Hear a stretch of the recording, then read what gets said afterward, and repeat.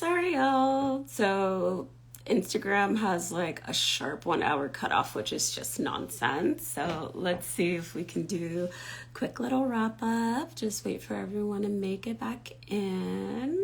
So sorry. Oh, there we go. Perfect. Da, da, da, da.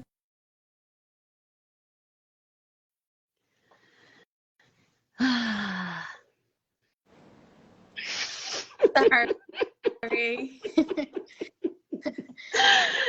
Sometimes Instagram just makes me so crazy. Yeah, yeah. But yes, so the last thing I heard was on the vetted educational resources that are available on the site so that Yes. people can do the work that they need to keep studying. Yes. Yes. So just, go to omnatigray.org, the website, our Instagram page, Twitter, and TikTok for resources that would empower you further to be not only just to know of what's happening in Tigray, but also to take an active role in terms of alleviating the pain and the suffering of the people of Tigray. I just Hmm. wanted to mention that. And but since the topic is, it's also about revulsion, I want to leave people with this. I don't want people to think that Tigray is a group of Tigrayans are a group of people who are so weak and always, suffering. It's also a birthplace of freedom fight. It's a birthplace of revulsion, and we call ourselves. Usually, there is a word called wayana, which means Rihanna. wayana. It's a school of thought. It's a way of life for us, not to accept oppression, to say no to subjugation. So to be a Mm, wayana in the Tigray context is to fight for your rights, to fight for that's what's true, right. to give everything that you have to make sure the minority within your own community or outside are not oppressed and are not marginalized. So Tigray is home to one of the most resilient and strong people. It's just, I don't want people to go thinking that Tigray is just this group of innocent poor people who continue to suffer.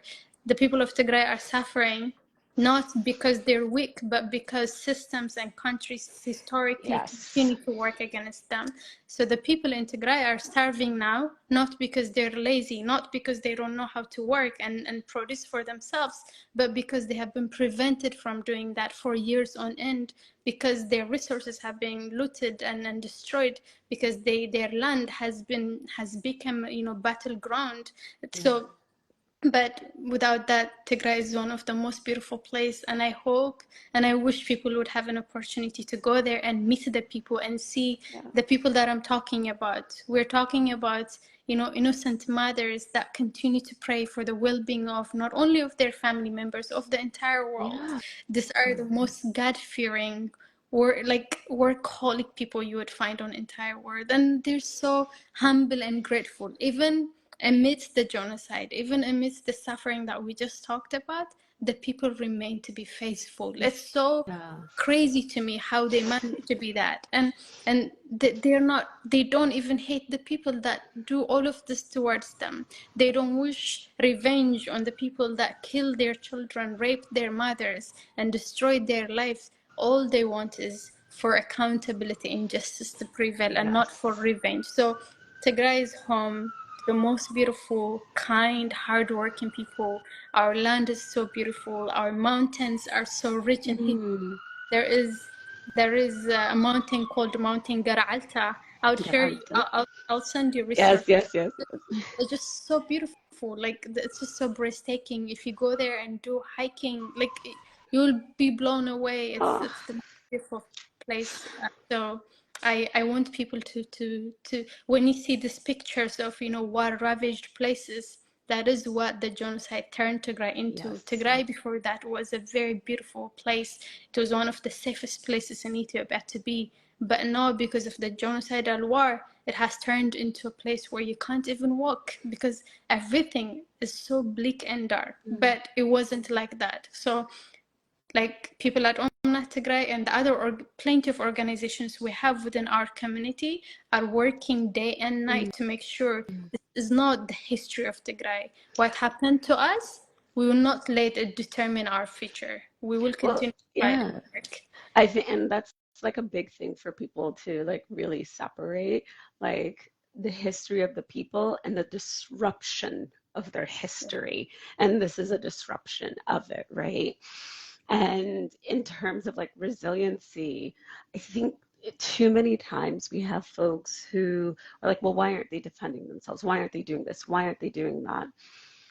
And the amount of resources that are on the other side and the amount of backing that are on the other side. So if all I have is what is in my home, like if all I have is what is in my home, and there is a drone flying in, dropping bombs, what is my knife? What is my rock?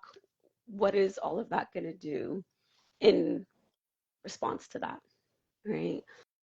Yeah. And so it really needs to be all of us coming together, because the amount of money and resources that is pumped into the other side is atrocious, right? We're talking millions and millions and millions against a population who simply want to live on their homeland, to take care of their homeland, Yeah.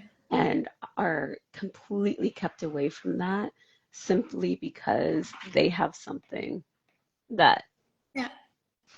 foreign governments want Yeah. and that local politicians would like to steal. Hold Yeah. on, we have a visitor. One Okay. second. Sure. Oh, hi. Say hello, Fadad. Such Say a cutie. That's so cute. hello.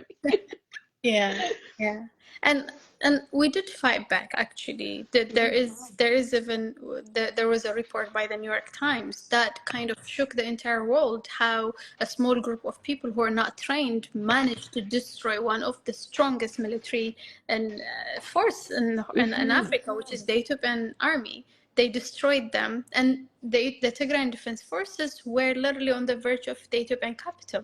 They were marching towards the capital to overthrow the federal government and to institute a new transitional government that is inclusive of everyone from Ethiopia, that was going to use the constitution to solve the problem. But the US, Canada, the European Union, and the Arab countries, all of them got scared, and then all of a sudden they started arming the Ethiopian government with drones and everything, that it made it impossible for us to keep going. Because if your people are dying, if the people that you're fighting for are dying of starvation, are dying of man-made famine as well as drone attacks, then at some point you have to stand and say, who am I even fighting for? What's the Yeah. purpose of fighting? So our troops had to, they had to retreat, they had to go back to Tigray. So we did fight back. Everyone, like educated and uneducated, farmers, merchants, university students, lecturers, all alike, everyone was forced into picking arms and fighting back,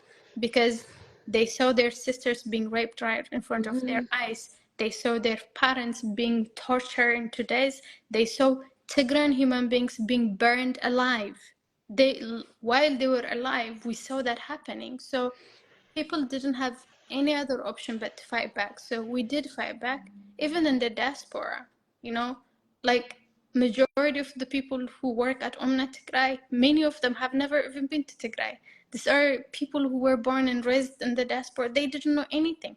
But because we were so attacked, the government came for all of us as a collective, no matter wherever we are. We all came together and fought back with everything that was available to us, our knowledge, our time, our breath. So we did fight back. It's just that, like you said, it was less than 10 million people against 5 countries. Countries that are so powerful, countries that have resources that are not available to us. So, like countries like Canada, for example, kept on providing the Ethiopian government the diplomatic protection they need as they commit the genocide, because Canadian mining organizations have vested interest in looting the resources that are in Western Tigray. We have mining like organizations from Canada who work hand in hand with Justin Trudeau to continue, supporting the And genocide. everyone wants to pretend we're all like nice and Oh innocent no. here. I'm just like, okay, no, no, no, no. Go ask any Indigenous person. Yeah. Canada's hands are just as bloody as the US. They're just a bit quieter about it. That's literally the only difference. It's just, it's not always on the news the same way. Which is actually a lot more dangerous. At least if it's loud, you know, you'd recognize it and you would know how to Exactly. fight it back. But if it's subtle and systemic, then you would be in this illusion of, you know, Yeah. oh, they're nice, so you won't even fight back. You don't know what Yeah. they're doing. I Yeah. would say the one country that was so principled from the very beginning until now is Ireland. Mm, Ireland yes. has taken a stand against the war from the very beginning, particularly about the man-made famine, the fact that the Ethiopian government was weaponizing hunger as a war tactic and blocking humanitarian aid from reaching the people. They were at the front lines, speaking against it, pushing for sanctions at the European Union. But Yeah. you know, the way legislations are enacted at the European Union, it has to be anonymously accepted, so it was Yeah. impossible to get anything done. But Ireland, I would say, had the higher moral authority when it comes to opposing everything that was happening in Ethiopia. The rest of other countries, directly They're or indirectly, sold. Yeah. have played a role Yeah. in the suffering of the innocent No, people. honestly, Ireland has really been showing up consistently because they're one of the few Western nations that really Yeah, get it, right? Especially because of their own history yeah, with the British, right? They have been colonized by them. They recognize and understand the patterns. They recognize and understand what's at stake. And so, if any Irish people on here, we love you. Thank you. Keep going. Don't stop. You're amazing. yeah. Yeah. Keep it up. Yeah, I just saw a comment here. I know you touched upon this colonialism and everything, but I think the Tigray case is a perfect example where the oppressor doesn't always have to be a white man, where the oppressor is not always only a white man, where the reason for our continued suffering is not always only and only colonialism. Ethiopia has never been colonized. Yeah. What's happening in Ethiopia? Of course, there are global interests. Of course, there are regional interests. Of course, the US and everyone else turned a blind eye because it was not convenient for them to hold the Ethiopian Of government course not. accountable Yeah. while, you know, getting their geopolitical interests in line. But very important to remember that an oppressor can look exactly like you. An oppressor can speak your language. An oppressor can learn your culture and be from where you are. That is precisely what happened to the people of Tigray. Our oppressors, though they were enabled by the West and everyone else, they're Hmm. primarily people from Ethiopia. It Yep. is the great Ethiopian runner Haile Gebrselassie who was actively on TV calling upon each and every Ethiopian to pick arms and to kill Tigrayans. It is the Ethiopian great runner Deraartu who played an active role in enabling the genocide. It is the great Ethiopian artists, it's the great Ethiopian singers, musicians, it's the great Ethiopian intellectuals who played an active role in dehumanizing the people of Tigray and in making it so easy for the ordinary Ethiopians to kill their Ethiopian neighbor, to starve their Ethiopian neighbor, to rape an Ethiopian sister. So very important to understand that sometimes people who look exactly like us can be our worst enemy. It is an Ethiopian person who was trying to kill me when I was leading a protest here in LA. It is not a white Yeah. person who was trying to do that to me. It is Ethiopian people that are actively denying the living experiences of Tigrans. It's the Ethiopian government that is actively going on national TV and saying there is no famine in Tigray. People are not Yeah. dying, while people are literally falling like a leaf. So I think it's Oppression very, and power yes, has no yeah, face, right? It has no MO. It can be weaponized by everyone. And like yeah, we always say, not all skin folk are kinfolk, yeah, right? And there are people who are very much so invested in themselves yes. and what they get out of it and do not care about the collective Yeah. well-being. And I specifically wanted to address that because the Ethiopian government has effectively used it to silence African folks when they were the Mm, genocide. They actively framed this as if it was a war, like a Pan-Africanist war, as if there is this great African leader who's trying to fight the boogie white man. I'm like, what are you talking about? This is a war that is being perpetrated against Black indigenous African people that are so rich in history. So, but many of the African intellectuals and African activists were silenced because they were made to believe that this was some sort of fight that Yeah, all propaganda. yeah, Yeah. so that I want to put aside this idea of colonialism when it comes to the Tigray genocide, because that's the one thing the Ethiopian government has effectively used to silence and to misinform the African continent as a whole, which is why it was African leaders who were at the UN Security Council opposing sanctions that were going to be put on Ethiopia. It was African leaders who were like at the UN Security Council literally saying, oh, Western countries cannot intervene in this. African problems will be solved by African solutions. What the hell do you mean? Like, Pan-Africanism for me is not about protecting African states. It is about No, absolutely. protecting the citizens, It's right? about the So, people. It's about yeah, the people and liberating the yeah, people and bringing the people together, yeah. right? So, it, All like, these politicians are the yeah, same even shit. now, seeing South Africa taking a very admirable stance against what's happening in Palestine and taking the other state to court. I mean, that is Well, kudos to them. well, But no, where were they when far more crimes were committed right next to their doors? How come they didn't do anything when it comes to the Tigray genocide? So it begs the question: are they really doing what they're doing now because they care for the Palestinian people, or is there any other political agenda behind it? yeah. Like all these African states, like for me, it's so baffling to see them being all outraged and everything by what's happening to the innocent people in Palestine and in Gaza.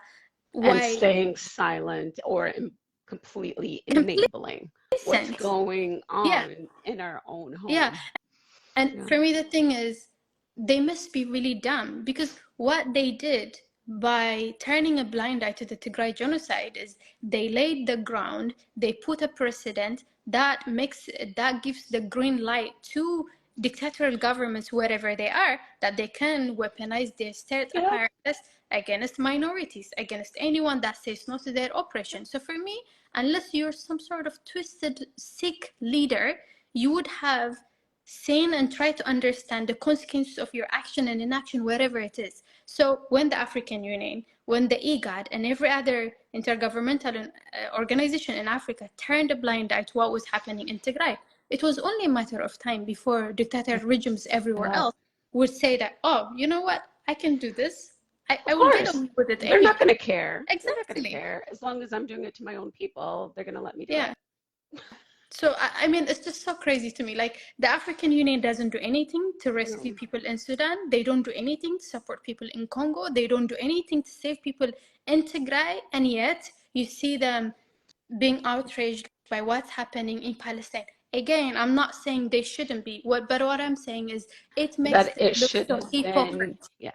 It takes away their power from actively defending people in Palestine, because now a lot of people would say, you don't even care about human rights. What are you talking about? You didn't do anything when 1 million people were being eliminated in Tigray. You Yeah. didn't do anything when millions and thousands are suffering in Sudan, when thousands are suffering in the Democratic Republic of Congo and elsewhere across the continent. So like, Absolutely. so rich of you now to be outraged by this.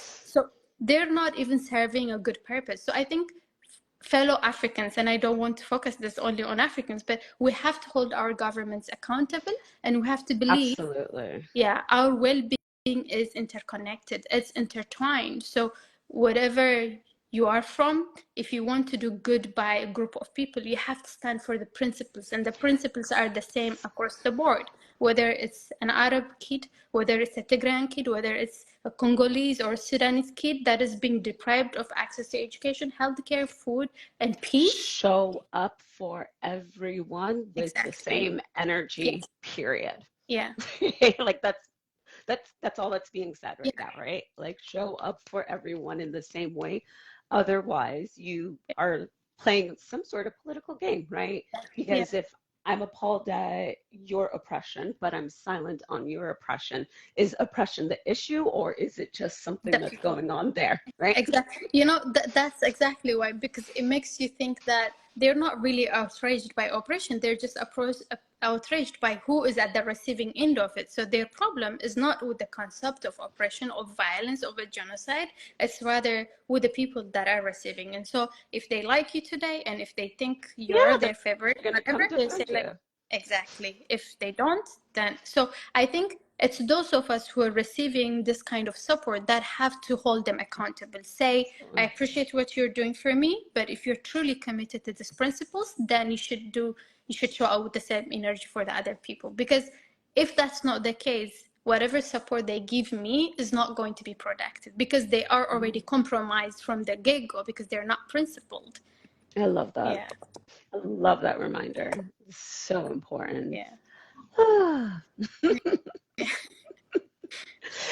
It's just it's for me, it's just the hypocrisy. Yeah. The same thing happened, during the Ukraine war, when And the war that's in Ukraine literally where began. my mind was. And I was Like, just, yeah, it's just so the outrage that I was seeing from African intellectuals, activists, African leaders. I'm like, where were you? Like, it's like they woke up from their slumber and mhm. didn't hear anything about Africa.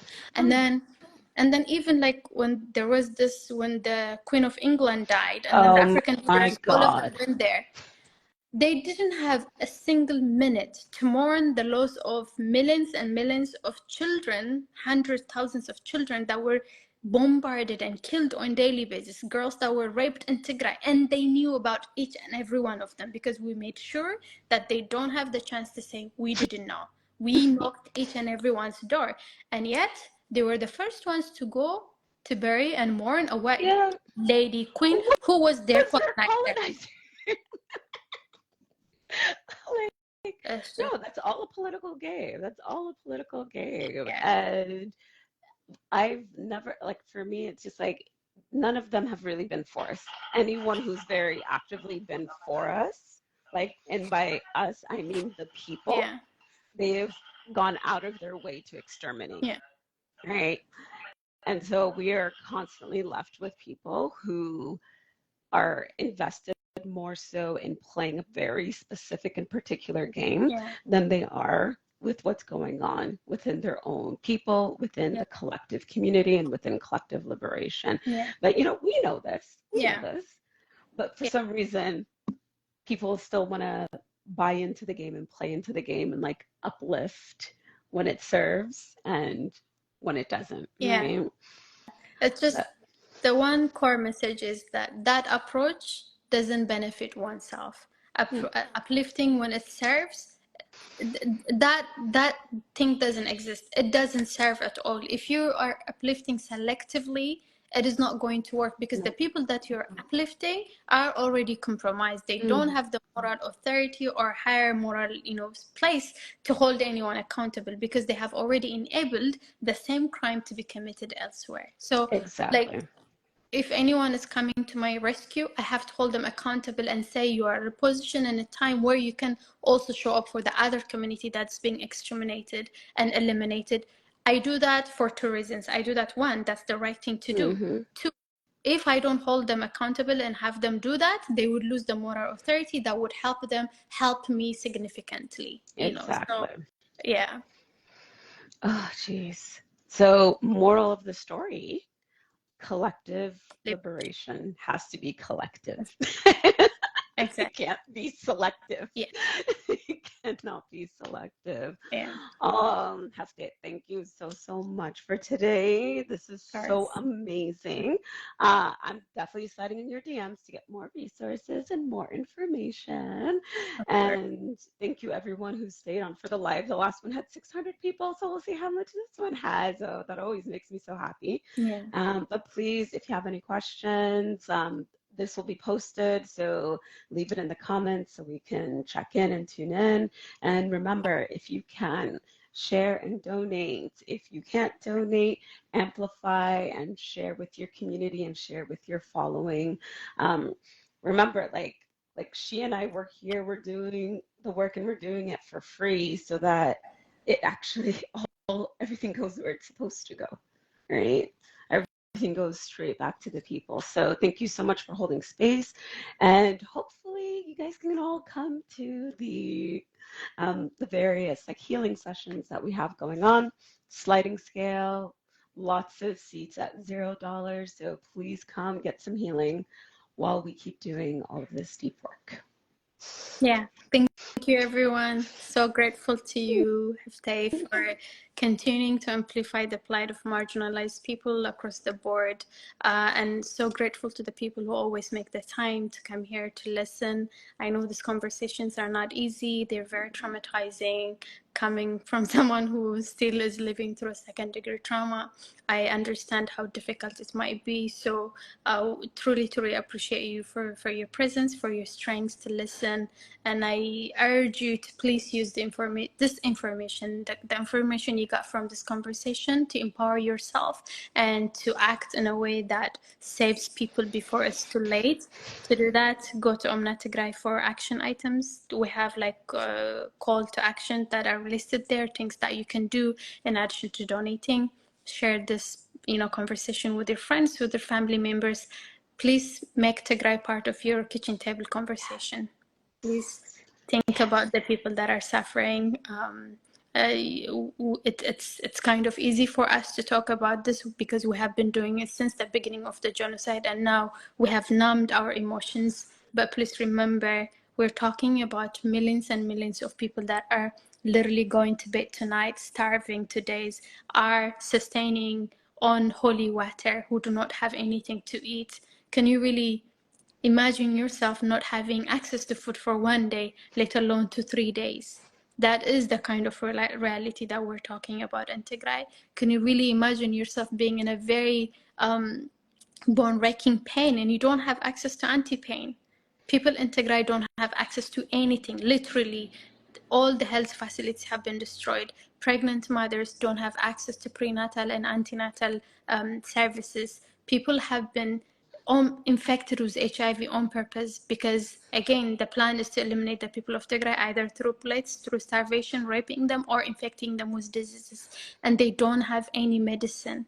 Like, we have a lot of rape survivors who now are giving birth to children that are byproduct of the rape. They don't know how to treat these people. They don't know how to care for the children. Even if they want to care for them, they don't have the means and the resources. And we have a Let alone the generation. mental capacity. Yes. And we're talking about women who have sustained, because of the gang raping from the military men from Ethiopia and Eritrea, who have sustained cervical cancer, who have sustained HIV, internal bleeding, fistula, and many other very complicated health issues. But the people don't have the means to provide support for these survivors. And we're also talking about a generation of young men who are so traumatized. They don't know how to process their emotions. They really don't know what to do. So I urge everybody to please think of these people when you donate, and think of the impact your money will be able to make in these people's life one way or the other. And I just urge you to make them part of your kitchen table conversations, part of your conversation wherever you go. And please continue to reach out to your local leaders, and especially faith organizations. I understand, mosques and churches play a significant role in terms of mobilizing resources for famine and nutrition. If you have any kind of connection with this kind of organizations, please reach out to us and connect us with them so we can use their resources to mobilize, life-saving aid. I'm sure everyone remembers the song "We're the World." Yeah. So that song was produced in response to the famine that took place in 1985, from 1984 to 1985, which killed more than 100,000 people in Ethiopia, particularly in Tigray and parts of Amhara. Again, it was a famine, a man-made famine, a byproduct of a conflict. Now what's happening in Tigray is a lot worse than that. A lot worse than that. If the world somehow doesn't show up for the people of Tigray, we're going to see millions and millions of people die because of starvation. So imagine in 1984, the world saw what was happening and they came together. They were horrified by it and organized this, groundbreaking concert, featured by We're the World. Now what's happening is a lot worse than that. That should be really scary. That should terrify everybody. in the 21st century, people shouldn't die because of starvation when those of us, in other places have the means to mobilize. So I really, really want people to understand how dire the situation is and that they have the power to change it. Fortunately for us, if we come together and donate even $1, $2 each, we'll be able to save one child or two children. So I just want you to really break it down in that sense, so you feel like the problem is so overwhelming, but not to a point where you can't do anything. So please keep following Omna Tigray for resources, and there are a list of organizations that you can donate to. You can also donate to Omna Tigray, and Omna Tigray would, like I said earlier, it works with a range of organizations to provide all sorts of aid to the people on the ground. So I just encourage everybody to please take this call to action and be intentional about your support. I'm always in awe of you every time you speak. There's just so much wisdom. So much wisdom.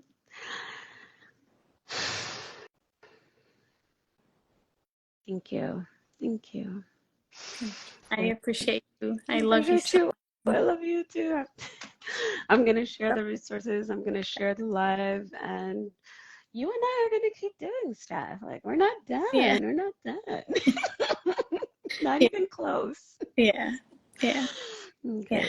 We'll talk soon. I'm going to go ahead and share this, and send me anything that you want me to amplify as well too. I'll make sure I boost it out as well. Okay. All right. Have a wonderful night, everyone. Good night.